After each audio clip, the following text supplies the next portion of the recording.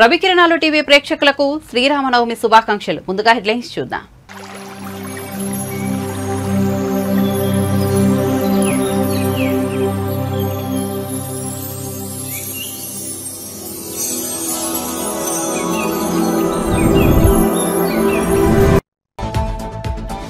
భద్రాచలంలో అంగరంగ వైభవంగా సీతారాముల కళ్యాణం. స్వామివారికి పట్టు వస్త్రాలు, ముత్యాల తలంబ్రాలు సమర్పించిన సీఎస్. రాములవారి కళ్యాణంలో పాల్గొన్న మంత్రులు బట్టి విక్రమార్క, కొండా సురేఖ, పొంగులేటి శ్రీనివాసరెడ్డి. ఒంటిమిట్టలో 22న సీతారాముల కళ్యాణం. పెడనలో ప్రజాగలం సభ. హాజరైన చంద్రబాబు, పవన్ కళ్యాణ్. నీ ఎమ్మెల్యేలను ఎందుకు బదిలీ చేశావు జగన్ అంటూ పవన్ ఫైర్. నోరుంది కదా అని ఇష్టం వచ్చినట్టు మాట్లాడొద్దంటూ వ్యాఖ్యలు.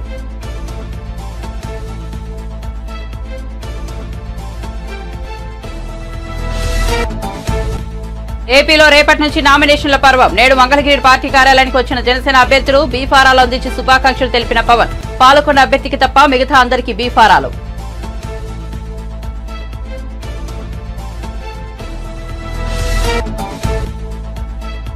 దేశంలోనే దరిద్రమైన పాలన అందించిన ఘనత కేసీఆర్ దేనని ఎద్దేవా చేసిన కోమటిరెడ్డి వెంకటరెడ్డి. రేవంత్ రెడ్డిని చూడలేక కేసీఆర్ అసెంబ్లీకి రావడం లేదని విమర్శ. మేం గేట్లు తెరిస్తే బీఆర్ఎస్ లో ఎవరూ మిగిలరని వ్యాఖ్య. రేవంత్ రెడ్డి రాజకీయాల్లో స్వతంత్రంగా ఎదిగిన వ్యక్తి అని ప్రశంస. ఇక వార్త వివరాల్లోకి వెళ్తే భద్రాచలంలోని మిథిలా స్టేడియంలో వైభవంగా సీతారాముల కళ్యాణం జరిగింది. ప్రభుత్వం తరపున ప్రభుత్వ ప్రధాన కార్యదర్శి స్వామివారికి పట్టు వస్త్రాలు, ముత్యాల తలంబ్రాలు సమర్పించారు.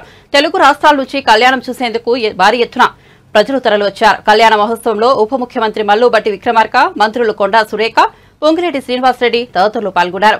మధ్యాహ్నం 12:30 వరకు స్వామివారి కళ్యాణ క్రతువు ఉంటుంది.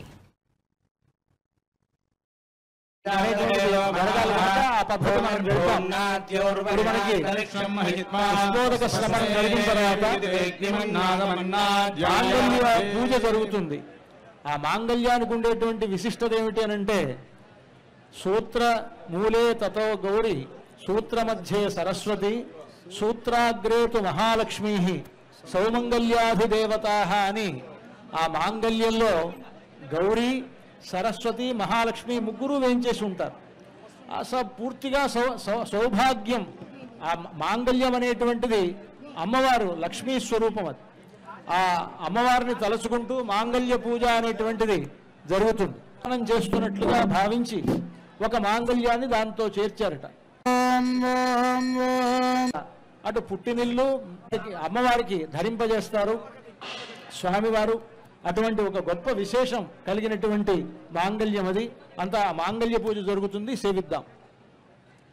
పునఃసంకల్ప్య ప్రాణాయామం కృత్వా ఓం ఓం ఓం శ్రీమదఖిలాండకోటి బ్రహ్మాండనాయకస్య భద్రాచల సీతాలక్ష్మణ సమేత శ్రీ రామచంద్రస్వామినః తిరుకళ్యాణ మహోత్సవాఖ్యే కర్మణి మాంగళ్య పూజాం కరిష్యే ఇది సంకల్ప్య మాంగళ్యాధిష్టాన దేవతాయై శ్రీం శ్రీయై నమః, శ్రీ మహాలక్ష్మీ నమః, శ్రీదేవ్యై నమః, శ్రీ భూదేవ్యై నమః, శ్రీ నీలాదేవ్యై నమః ఆవాహయామి. ఓం ఐం హ్రీం శ్రీం శ్రీయై నమః. అత్ర ఆవాహిత శ్రీ మహాలక్ష్మీ నమః, శ్రీదేవ్యై నమః, శ్రీ భూదేవ్యై నమః. ధ్యాయామి, ఆవాహయామి, ఆసనం సమర్పయామి, పాదయోః పాద్యం సమర్పయామి, హస్తే స్వర్ఘ్యం సమర్పయామి, ముఖే ఆచమనీయం సమర్పయామి, ఔపచారికేణ స్నానం. ఓం ఆపోహిష్ఠామయో భువస్థాన ఊర్జేతు భావనా దీపం సందర్శయామి. ధూపదీపానంతరం శుద్ధాచమనీయం సమహిషే. ఓం దేవస్య దర్శయామి. ఒక్కొక్క పద్ధతిలో రాముల కళ్యాణం జరిపించినప్పుడు పాణిగ్రహణం చేయించాట. చూడండి, అంతా కూడా ఇప్పుడు మాంగళ్యం చూపిస్తున్నారు అర్చక స్వాములు. ఇది సీతమ్మ వారి మెడలో రామచంద్రమూర్తి అలంకరిస్తాడు.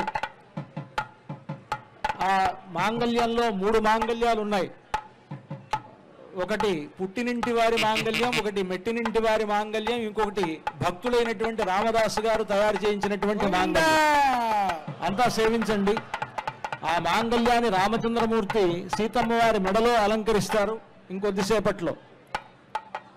మన పద్ధతిలో దక్షిణ దేశంలో మాంగళ్య ధారణ అనేటువంటిది ముహూర్త సమయానికి జరుగుతుంది తమిళనాడు ఆ ప్రాంతాల్లో. మన తెలుగువారు ముహూర్త సమయానికి జీలకర్ర బెల్లం ఉంటుంది. ఇవన్నీ కూడా మనలో కలిసిపోయి ఉన్నాయి ఈ ఆచారాలన్నీ. ఇవన్నీ మన ఇష్టాన్ని కాపాడడం కోసమని సీతమ్మ కంఠేర్పయామి శుభగే మాంగళ్య మంత్రాన్ని పఠిస్తూ సీతమ్మ వారి ఆ కార్యక్రమం మంత్రేణ శ్రీ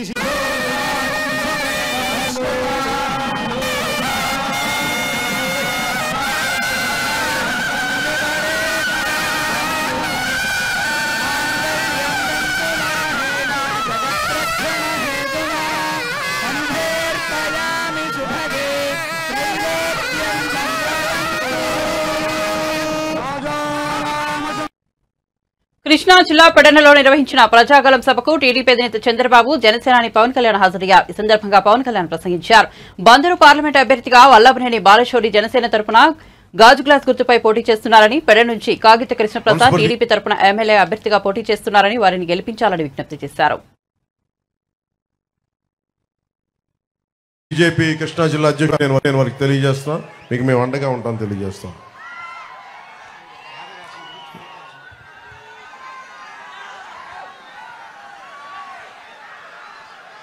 జగన్ నేను మాట్లాడుతా భీమవరంలో నేను ఎందుకు మారిపోయాను, భీమవరం నుంచి ఎందుకు వెళ్ళిపోయాను చాలా బాధపడతా ఉన్నాడు. జగన్కి అడుగుతున్నా, మరి ఇక్కడ ఉన్న ఎమ్మెల్యేని ఎందుకు ఇక్కడి నుంచి పక్క నియోజకవర్గానికి ఎందుకు పంపించేసావు? 70 నియోజకవర్గాలకు సంబంధించిన ఎమ్మెల్యేలు ఎందుకు మార్చావు? నోరు ఉంది కదా అని చెప్పి ఇష్టం వచ్చినట్టు మాట్లాడకు. జగన్కి ఒకటే చెప్పదలుచుకున్నావు, నువ్వు మాట్లాడితే క్లాస్ వార్ అని మాట్లాడుతూ ఉన్నావు. మీకు తెలుసు కదమ్మా క్లాస్ వార్ అంటే.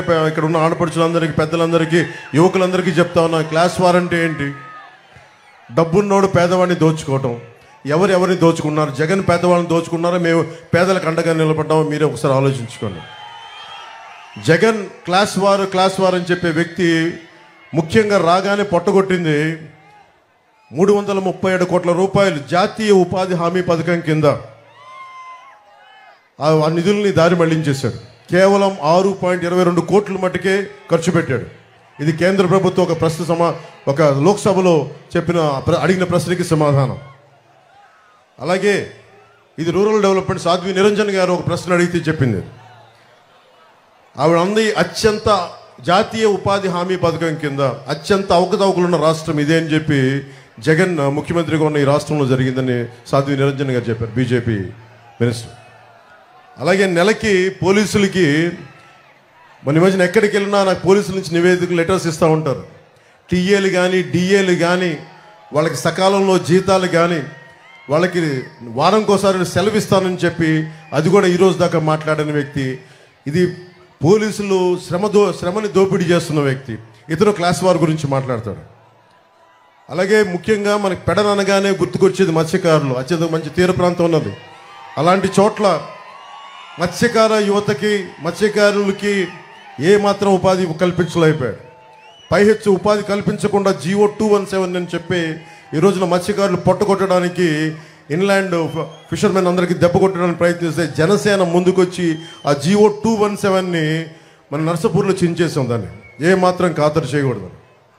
అలాగే భవన నిర్మాణ కార్మికుల సంక్షేమ నిధి 450 కోట్ల రూపాయలు, దాదాపు 30 నుంచి 40 లక్షల మంది భవన నిర్మాణ కార్మికుల సంక్షేమ నిధిని దారి మళ్లించి దోపిడీ చేసిన వ్యక్తి.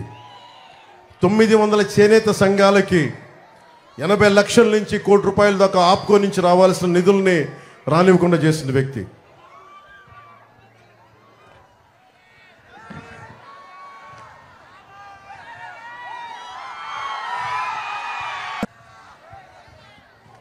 పెట్టాడు జన సైనికుల మీద.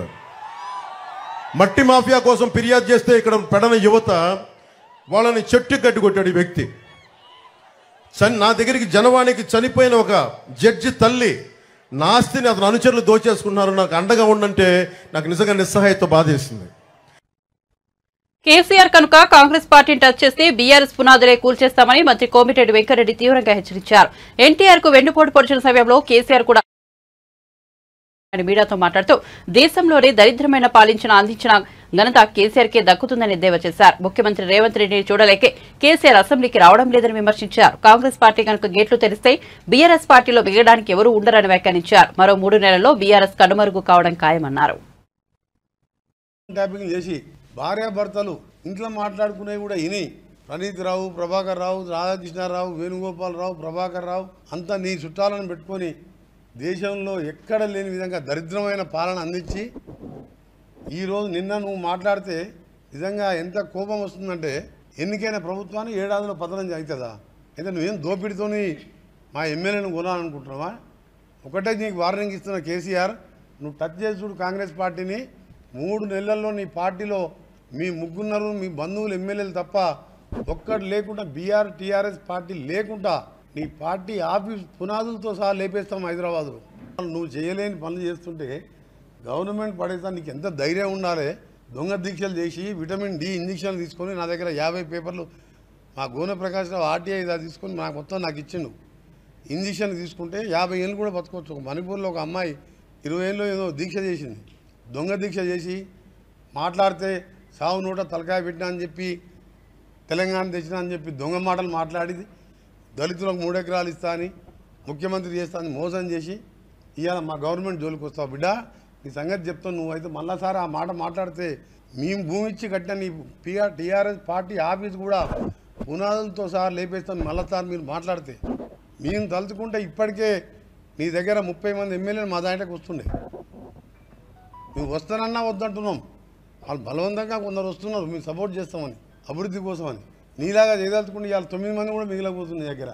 నీలాంటి పాస్పోర్ట్ దొంగలు దొంగ పాస్పోర్ట్ వేసుకొని వాళ్ళని బొంబాయిలో తీసుకొచ్చి ఊడరేవుల దగ్గర వదిలిపెట్టి డబ్బులు దోసుకొని నీలాంటి వాడు ముఖ్యమంత్రి అయినప్పుడు ఆయన కొట్లాడి ఒక రైతు కుటుంబంకి వెళ్ళి వచ్చి ఇలా ఇండిపెండెంట్ జెడ్పీటీసీ అయ్యి, ఎమ్మెల్సీ ఇండిపెండెంట్ అయ్యి, ఎమ్మెల్యే ఎంపీ అయ్యి ముఖ్యమంత్రి అయ్యిండు. నీలాగా చిల్లర దందాలు చేయలే. ఒక ముఖ్యమంత్రిని పట్టుకొని లిల్లిపిట్ అని చెప్పి ఇష్టం ఉన్నట్టు మాట్లాడుతున్నావు. ఆయనకు ఒక్క మెదక్ సీటు వస్తుందని అనుకుంటు కానీ అది కూడా వస్తలేదు. ఒక్క సీటు తెచ్చుకో కేసీఆర్, నీకు ఛాలెంజ్ చేస్తున్నాను నేను. ఒక్క సీటు మాకు ఉన్నది పోటీ బీజేపీకి మధ్యలోనే. నువ్వు అనుకుంటున్నావు కేసీఆర్ ఇవాళ నీ పని అయిపోయింది. రేవంత్ రెడ్డి ముఖం చూస్తే అర్థమైపోయింది ఆయన ముఖం చిన్నపోయిందని. ఆయన ముఖం చూసి మాట్లాడే ధైర్యం లేక 2 సార్లు అసెంబ్లీ సెషన్లో ముఖం లేక ఏడ తిట్టుబడవలసి వస్తుందో నీ బండారం బయటపడుతున్నా. అసెంబ్లీకి రాని ముఖం లేదు నీకు. 12-13 సీట్లు పెట్టుకున్నాం. 15 మిషన్ మా టార్గెట్. 12-13 సీట్లతోని ఇలా పార్లమెంట్లో గెలుస్తున్నాం. ఆ తర్వాత 3 నెలల్లో బీఆర్ఎస్ పార్టీ దుకాణం బంద్ అవుతుంది. వైసీపీ పాలనలో హిందూ భక్తుల మనోభావాలపై గొడ్డలిపోట్లు అనదగ్గా సుమారు 150 ఘటనలు జరిగినా ప్రభుత్వం పట్టించుకోలేదంటూ టీడీపీ అధినేత చంద్రబాబు చేసిన ట్వీట్పై మంత్రి రోజా స్పందించారు. రావణుడి ప్రతిరూపమైన చంద్రబాబు నోటి వెంట ఇలాంటి అబద్దాలు కాకుండా ఇంకేం వస్తాయని విమర్శించారు. పెట్టిన సచివాలయ వాలంటీర్ వ్యవస్థలో మీకెవరమ్మా మంచి చేస్తున్నారంటే వాళ్ళ పిల్లల పేర్లు కూడా చెప్పట్లా, వాలంటీర్ల పేర్లు చెప్తున్నారు. అంటే జగనన్న వాలంటీర్ వ్యవస్థ ద్వారా ఎలా ప్రజల్లోకి వెళ్లారనేది మనం చూస్తున్నాం. సో వాలంటీర్ వ్యవస్థ వల్ల ఈరోజు ప్రజలందరూ కూడా జగన్ గారు అనుకున్న విధంగా వాళ్ళు ఎలిజిబిలిటీ ఉన్న వాళ్ళు మిస్ కాకుండా ఏ పార్టీ వాళ్ళైనా వాళ్ళ ఇంటికి అన్ని అందించగలుగుతున్నారు. కాబట్టి వాళ్ళు డైరెక్ట్ గా జగనన్నకు ఓటేస్తారన్న భయం పట్టుకునే ఈరోజు వాలంటీర్స్ మీద విషం కక్కుతున్నారు. సో ఈ రోజు వాలంటీర్స్ ని వీళ్ళు రెస్ట్రిక్ట్ చేయాలని చెప్పి పెన్షన్లు ఇవ్వనీయకుండా ఇబ్బంది పెట్టారు. అసలు నువ్వేంద్ర మేమే రిజైన్ చేసి మేమే ప్రజల్లోకి వస్తాము అని చెప్పి వాళ్లే వచ్చి స్వచ్ఛందంగా ప్రజల్లో తిరుగుతున్నారు. ఈ రోజు ఎంత వ్యతిరేకత తెలుగుదేశం పార్టీకి వచ్చిందో మీరు చూశారు. ఈ రోజు ఇళ్లల్లో వెళ్లి పెద్దోళ్లకి ఇస్తుంటే మండు టెండర్లో ఈ రోజు వచ్చి సచివాలయాల దగ్గర బారులు తీరి వాళ్ళు పెన్షన్ తీసుకునే విధంగా చేసిన తెలుగుదేశం పార్టీకి పుట్టకథలు లేకుండా చేయడానికి ఓటర్లు రెడీగా ఉన్నారు పెన్షన్దారులు. ఈరోజు ఒక నీచమైన సంస్కృతి చంద్రబాబు నాయుడుది. ఏ విధంగా ఎన్టీఆర్ మీద చెప్పులేయించారు, ఈరోజు జగనన్న మీద రాళ్లేయించారు. ఎంత స్ట్రాంగ్ గా కొట్టారో మనం చూస్తున్నాం. ఆయనకు తగిలి పక్కనున్న ఎమ్మెల్యే క్యాండిడేట్ వెల్లంపల్లికి తగిలి అంత డ్యామేజ్ అయిందంటే అది ఎంత ఫోర్స్ లో వచ్చి ఉంటుంది, ఎన్నిసార్లు కరెంటు కట్ అయింది. సో దీన్ని బట్టి ప్రజలు అర్థం చేసుకుని ఉంటారు ఇది తెలుగుదేశం పార్టీ చంద్రబాబు నాయుడు స్కెచ్ లేదా లోకేష్ గారి స్కెచ్ అయి ఉంటుందని. ఇప్పుడు దాన్ని డ్యామేజ్ ని సర్దుకునే దానికి రాష్ట్రం అంతా కూడా చంద్రబాబు నాయుడు నీచ రాజకీయాలను గుర్తిస్తున్నారని తెలుసుకొని ఈ రోజు డ్రామా ఆడటం స్టార్ట్ చేశారు. కానీ ఎవరు కూడా సింపతి చూపించట్లేదు చంద్రబాబు నాయుడుకి. ఎందుకంటే అతను ఏం చేశాడు, ఎందుకు జరిగింది అనేది అందరికీ తెలుసు. సో జగన్మోహన్ రెడ్డి గారు ఎప్పుడూ నీచమైన రాజకీయాలు చెయ్యడు, ఎప్పుడు కూడా ఫేర్ పాలిటిక్స్ చేశాడు, అభివృద్ధి పాలిటిక్స్ చేశాడు. ప్రజలకి మంచి చేసి వారి అభిమానం పొంది వారి ఆశీస్సులతోనే ముఖ్యమంత్రి అవ్వాలనుకున్నాడు. పొత్తులు పెట్టుకోనో, రాళ్లేసో, చెప్పులేసో, లేదా ఎవరో ఒకరిని వెన్నుపోటు పొడిచో అవ్వాలన్న ఆలోచన జగనన్నకి ఎప్పుడూ లేదు. అందుకే జగనన్న పోరాడాడు, ప్రజల్లో ఉన్నాడు, పాదయాత్రలో కష్టాలు విన్నాడు, చూశాడు, వాటికి పరిష్కారం చెప్పారు. ఆ భరోసాతో ముఖ్యమంత్రి అయిన మొదటి రోజు నుంచి ఆయన సంతకం సంక్షేమ సంతకం అభివృద్ధి వైపుకి నడిచింది. సో జగనన్నని చంద్రబాబు నాయుడు కాదు కదా ఎవ్వరూ ఏం చేయలేరు. ప్రజలందరూ కూడా జగనన్న వెనుకున్నారు, జగనన్నకి అండగా ఉన్నారు. సీఎం జగన్ పై రాయితో దాడి వ్యవహారంలో వడ్డెర సామాజిక వర్గానికి చెందిన మైనర్లను బలిపశులను చేస్తున్నారంటూ టీడీపీ నేతలు మండిపడుతున్నారు. తెలుగుదేశం పార్టీ జాతీయ అధికార ప్రతినిధి కొమ్మారెడ్డి పట్టాభిరామ్ దీనిపై మీడియా సమావేశం నిర్వహించారు. నాడు 2019లో కోడికత్తి డ్రామాకు ఒక దళితుడిని బలి చేశారని, ఇప్పుడు ఒక బీసీని బలి చేస్తున్నారని ఆగ్రహం వ్యక్తం చేశారు. ఏదో ఒక విధంగా ఈరోజు బలమైనటువంటి ప్రతిపక్ష పాత్ర పోషిస్తున్నటువంటి తెలుగుదేశం పార్టీ, ఆ పార్టీకి చెందినటువంటి ముఖ్య నాయకులు ఎవరైతే గత 5 సంవత్సరాల కాలంగా జగన్మోహన్ రెడ్డి ప్రభుత్వంలో జరుగుతున్నటువంటి అవినీతి అక్రమాలను కానివ్వండి, వాళ్ళు చేస్తున్నటువంటి అరాచకాలను కానివ్వండి, బలంగా ఎవరైతే ప్రశ్నిస్తున్నారో అటువంటి వ్యక్తుల్ని ఇరికించేటటువంటి కుట్ర కూడా జరుగుతోంది. ఒకటి ప్రజల వద్ద నుంచి సానుభూతి పొందే కుట్ర, రెండోది బలమైనటువంటి వాయిస్ని ప్రజల పక్షాన వినిపిస్తున్నటువంటి నాయకుల్ని ఇరికించేటటువంటి కుట్ర. 2 రకాలుగా కూడా తాడేపల్లి ప్యాలెస్ కేంద్రంగా ఈ కుట్రకి తెరలేపారు జగన్మోహన్ రెడ్డి, అతని దొంగల ముఠ. విజయవాడలో ఆ రోజున ముఖ్యమంత్రి గారి బస్సు యాత్ర సందర్భంగా ఏం జరిగిందో ప్రపంచం మొత్తం చూశారు. ఏనాడు ముఖ్యమంత్రి యాత్రలలో కరెంటు పోనిది, ఆ రోజున కరెంటు పోయింది. ఒక రకంగా చెప్పాలంటే కరెంటు తీసేశారు. కరెంటు తీసేసి కుట్రపూరితంగా చీకట్లో ముఖ్యమంత్రిని బస్సు పైన నుంచోబెట్టి ఒక గులకరాయి దాడి డ్రామాకి ఏ విధంగా తెరలేపారో ప్రపంచం మొత్తం చూసి ఆశ్చర్యపోవటమే కాకుండా ఒక రకంగా నవ్వుకున్నారు. ఇంకెన్ని రోజులయ్యా ఈ డ్రామాలని చెప్పి. 2019 ఎన్నికలకు ముందు విశాఖపట్నం ఎయిర్పోర్ట్ కేంద్రంగా మీరు ఆడినటువంటి కోడికత్తి డ్రామా ఏంటో, దానిలో అకారణంగా మరి ఒక దళిత బిడ్డని బలిపశువుని చేసి, కోడికత్తి సీను పరిస్థితి అంటే వాళ్ళు మనందరికీ తెలుసు. 5 సంవత్సరాలు రాజమండ్రి కేంద్ర కారాగారంలో ఏ రకంగా మగ్గాడో, మొన్న మధ్యనే అతి కష్టం మీద అతన్ని బెయిల్ ద్వారా బయటకు వచ్చినటువంటి పరిస్థితి. ఇదే సీను నేను రాజమండ్రి సెంట్రల్ జైల్లో ఉన్నప్పుడు నాతో కలిసి మాట్లాడటం జరిగింది. అన్నా, ఈ రకంగా నన్ను బలిపశువుని చేస్తా ఉన్నారు, ఒక దళిత బిడ్డ అకారణంగా ఇరికించి కోడికత్తి డ్రామాలో అతన్ని బలిపశువుని చేసి, కనీసం జగన్మోహన్ రెడ్డి ముఖ్యమంత్రి అయిన తర్వాత కోర్టుకు కూడా హాజరు కాకుండా ఆ కేసులో 5 సంవత్సరాల పాటు కోర్టు నుంచి తప్పించుకొని తిరిగి ఒక దళిత బిడ్డని బలిపశువుని చేశాడు. ఇవాళ అదేవిధంగా ఈ గులకరాయి డ్రామాలో కూడా బీసీ వర్గానికి చెందినటువంటి వారు, బలహీన వర్గాలకు చెందినటువంటి వడ్డెర సామాజిక వర్గానికి చెందినటువంటి యువకుల్ని దాదాపు 10 మందిని వాళ్ళని బలవంతంగా అరెస్టు చేసి తీసుకువెళ్లి చిత్రహింసలకి గురి చేస్తా ఉన్నారు. ఈ రోజున విజయవాడ సిపి కాంతిరాణా టాటా ఆధ్వర్యంలో బలహీన వర్గానికి చెందినటువంటి 10 మంది వడ్డెర సామాజిక వర్గానికి చెందినటువంటి వారిని అక్రమంగా అరెస్టు చేసి చిత్రహింసలు గురి చేస్తా ఉన్నారు. అదేవిధంగా ఈ మధ్య కాలంలోనే తెలుగుదేశం పార్టీలో చేరినటువంటి దుర్గారావు అనేటటువంటి వడ్డెర సామాజిక వర్గానికి చెందినటువంటి నాయకుడు, అతనిని కూడా అదుపులోకి తీసుకుని అతని పైన కూడా థర్డ్ డిగ్రీ ప్రయోగిస్తున్నట్టు తెలుస్తోంది. ఇదంతా కూడా కేవలం ఈ రోజున మా పార్టీ పాలిట్ బ్యూరో సభ్యులు, మా పార్టీ తరపున గత 5 సంవత్సరాలుగా మడమ తిప్పకుండా పోరాడుతున్నటువంటి వ్యక్తి బోండా ఉమామహేశ్వరరావుని ఏదో ఒక విధంగా ఈ గులకరాయి డ్రామాకి సంబంధించినటువంటి కుట్రపూరితమైనటువంటి కేసు ఏపీలో ఏప్రిల్ 18 ఎన్నికల నోటిఫికేషన్ వెలువడనుంది. గురువారం నుంచి నామినేషన్ల పర్వం షురూ కానుంది. ఈ నేపథ్యంలో జనసేనాని పవన్ కళ్యాణ్ శ్రీరామనవమి నాడు తమ పార్టీ అభ్యర్థులకు బీఫారాలు అందించారు.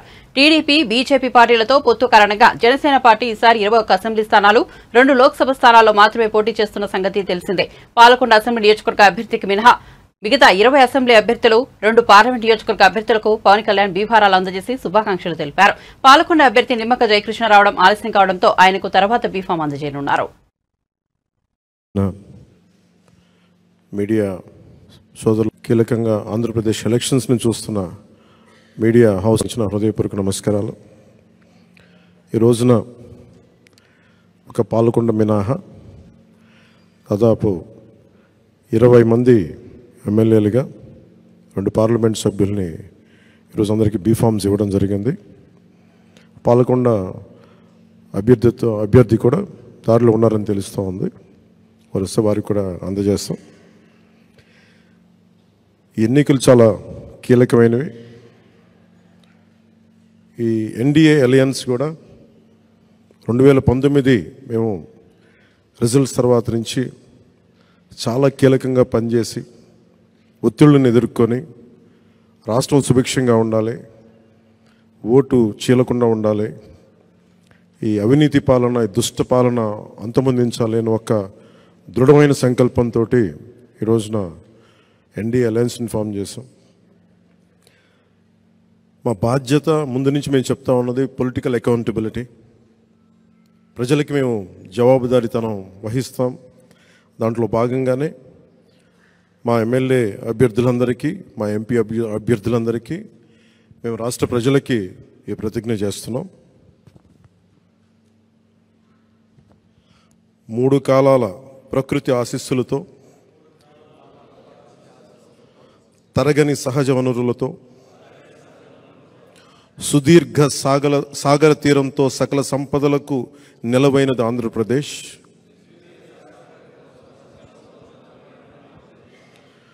అప్పుల ఆర్థిక విధానాలు,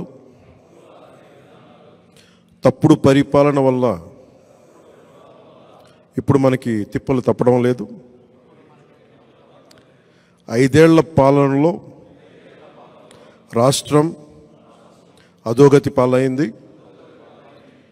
మనమంతా కలిసికట్టుగా నడుం బిగించి మళ్ళీ మన అన్నపూర్ణ ఆంధ్రప్రదేశ్ను పునర్నిర్మించుకోవాల్సిన అవసరం ఎంతో ఉంది. ప్రజాస్వామ్యంలో ప్రజలే ప్రభువులు కనుక వారికి జవాబుదారీగా ఉంటూ పారదర్శక పాలనను అందించాల్సిన కర్తవ్యం రాజకీయ వ్యవస్థది. తెలుగువారి జీవన రేఖ పోలవరం పూర్తి, నదుల వైఎస్ వివేకానందరెడ్డి హత్యపై జమ్మలమడుగు నియోజకవర్గ బీజేపీ అభ్యర్థి ఆదినారాయణరెడ్డి కీలక వ్యాఖ్యలు చేశారు. వివేక హత్య గురించి జగన్ దంపతులకు ముందే తెలుసునని పేర్కొన్నారు. వైఎస్ఆర్ జిల్లా జమ్మలమడుగులోని బీజేపీ కార్యాలయంలో బుధవారం ఆదినారాయణరెడ్డి మీడియాతో మాట్లాడారు. పథకం ప్రకారం వివేకానందరెడ్డి హత్య జరిగిందన్నారు. రాజకీయంగా లబ్ధి పొందేందుకు వివేక హత్య విషయంలో తమపై నిందలు మోపారని ఆరోపించారు. ముఖ్యంగా వాళ్ళ సాక్షి టీవీలో విజయసాయిరెడ్డి గారు చెప్పినారు, గుండెపోటుతో వివేకానందరెడ్డి గారు చనిపోయినాడని.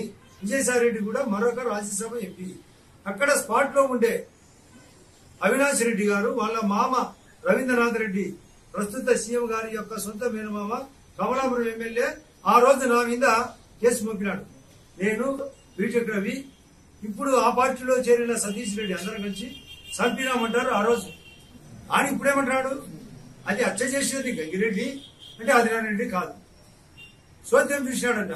నువ్వు అవినాష్ రెడ్డి ఆ విధంగా చేస్తున్నాడని మీ మామ ఎమ్మెల్యే, వైఎస్ఆర్ ప్రస్తుత ఎమ్మెల్యే, ఆయన కూడా క్యాండిడేట్, ఆయన ఓపెన్ గా చెప్తున్నాడు, మా అవినాష్ రెడ్డికి పూర్తి తెలియదు, అది హత్య చేసినది గంగిరెడ్డి అంట, కడిగినది గంగిరెడ్డి అంట అని. అట్టే కాకుండా శంకరయ్య అని సిఐ ఆయన ఓపెన్ గా స్టేట్మెంట్ ఇచ్చినాడు. ఇది హత్య హత్య అని చెప్తాంటే కూడా నోరు పంపించేది ఎవరు? నువ్వు ఎట్లా నోరు పంపిస్తావు? 201 సెక్షన్ ప్రకారం అచ్చ ప్రదేశంలో అచ్చ నేరాన్ని రూపు మాపుతేది చూసేది కూడా కేసే 201. నువ్వు ముద్దాయి కాదని ఎట్లా చెప్తావు? నీ ఇంట్లో గూగుల్ టేక్అవుట్ ఉంది, సిబిఐ చెప్తాంది. అసలు ఇది భారతి గారికి జగన్ కు తెలియకుండా జరగలేదు. అచ్చా కారణం ఏంటంటే నేను చెప్తాను మీకు ఎగ్జాంపుల్. అసలు ఆ రోజు మార్చి 15 తెల్లవారుజామునే ఆ రోజు ఎక్స్ చీఫ్ సెక్రటరీ అజయ్ గల్లం గారు అతను ఉమారెడ్డి వెంకటేశ్వర్లతో పాటు ఒక టీమును పిలిచినాడు. నా యొక్క ఇంటెలిజెన్స్ ప్రకారం చెప్తున్నా, అసలు ముందుగానే హత్య జరిగేది తెలుసు కాబట్టి వాళ్ళకి అప్పచెప్పి పని ఆ శోభచూడడానికి రావాలనుకున్నాడు. కానీ అది ఉల్టా తిరిగి ఏదో లోపాయికారిగా సంపాలనుకున్నారు. అది హత్యని నిర్ధారణ వాళ్ళు బాధపడి ఖచ్చితంగా పోస్ట్ మార్టం చేయమని వాళ్ళ కుటుంబ సభ్యులు చెప్తే అప్పుడు హత్య కేసు అవుతుందని మా మీద దొరికినారు. ఈ స్థానిక ఎమ్మెల్యే చెప్తున్నా, వాడు చెయ్యని తప్పే లేదు, చెయ్యని మోసం లేదు. ఏదో పల్లెలో తిరుగుతాడంట. ఏదానికి తిరుగుతాడు పల్లెలు? ఆ పల్లెలో ఏం దొరుకుతుంది? సహజ వనరులు ఏం దొరుకుతాయి? దాన్ని ఎలా మింగాలి? ఇక్కడైతే రాయి ఏమైనా దొరుకుతుందా? ఇసుక దొరుకుతుందా? మట్టి దొరుకుతుందా? గ్రావెల్ దొరుకుతుందా? లేదా భూకంశాలు చేయాలా? దీనికి తిరిగినావు తప్ప నువ్వు అభివృద్ధికి తిరిగినావా? నేను బీజేపీ ఎమ్మెల్యేగా పోటీ చేస్తున్నా, నాకు బ్రహ్మాండమైన ఛాన్స్ ఉంది, నేను సీనియారిటీ ఉంది, నేను ధర్మం చేసినా, మీ మాదిరి లోపల పని చేయలే. ఇప్పటికే వాలంటీర్ల వ్యవస్థ ఓవర్ అయింది, తోక తెగుతుంది. వాలంటీర్లందరికీ హెచ్చరిక చేస్తున్నాం, మీరు మర్యాదగా ఉండకుంటే మీ ఉద్యోగాలు పోతాయి, మీకు పోయిన ఉద్యోగాలు మళ్ళీ రావు. మర్యాదగా ఉండండి. 5,000 బదులు చంద్రబాబు నాయుడు గారు కేంద్రం ఆధ్వర్యంలో 10,000 ఇచ్చేదానికి రెడీ. ఇక్కడ స్టీల్ ఫ్యాక్టరీ ఎన్నిసార్లు చెప్పినా రాలే. స్టీల్ ఫ్యాక్టరీ నిర్మాణం జరగాల్సిందే. పైన గండికోట ఓబరాయ్ గ్రూప్ కు 100 కోట్లు డబ్బులు సెంట్రల్ ఇచ్చినా కూడా దాన్ని పట్టించుకోలే. రాజోని చెప్పినావు ఉస్కాకి, ఆడ 12 లక్షల బదులు మరొక 12 లక్షలు డబ్బు ఇప్పించే బాధ్యత. కారణం ఆడ 16 లక్షల రూపాయలు తక్కువ లేదు రేటు. మా వాడు భూపేశ్ రెడ్డి, వానికి నీ వానికి నాకంటే ఎక్కువ ఓట్లు ఏమని చెప్తున్నా. కారణం ఈ చెత్త అవినాష్ రెడ్డి ఓడిపోవాలి. టీవీ స్క్రోలింగ్, ముఖ్యంగా వాళ్ళ సాక్షి టీవీలో విజయసాయి రెడ్డి గారు చెప్పినారు గుండెపోటుతో వివేకానంద రెడ్డి గారు చనిపోయినాడని. విజయసాయి రెడ్డి కూడా మరొక రాజ్యసభ ఎంపీ. అక్కడ స్పాట్ లో. బులెటిన్ ముగించే ముందు హెడ్లైన్స్ మరోసారి చూద్దాం. భద్రాచలంలో అంగరంగ వైభవంగా సీతారాముల కళ్యాణం. స్వామివారికి పట్టు వస్త్రాలు, ముత్యాల తలంబ్రాలు సమర్పించిన సీఎస్. రాములవారి కళ్యాణంలో పాల్గొన్న మంత్రులు బట్టి విక్రమార్క, కొండా సురేఖ, పొంగులేటి శ్రీనివాసరెడ్డి. ఒంటిమిట్టడ 22న కళ్యాణం.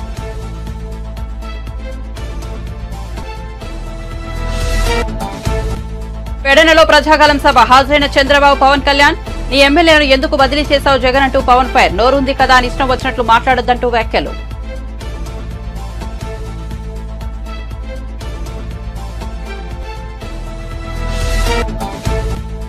ఏపీలో రేపటి నుంచి నామినేషన్ల పర్వం. నేడు మంగళగిరిలో పార్టీ కార్యాలయానికి వచ్చిన జనసేన అభ్యర్థులు బీఫారాలు అందించి శుభాకాంక్షలు తెలిపిన పవన్. పాల్గొన్న అభ్యర్థికి తప్ప మిగతా అందరికీ బీఫారాలు.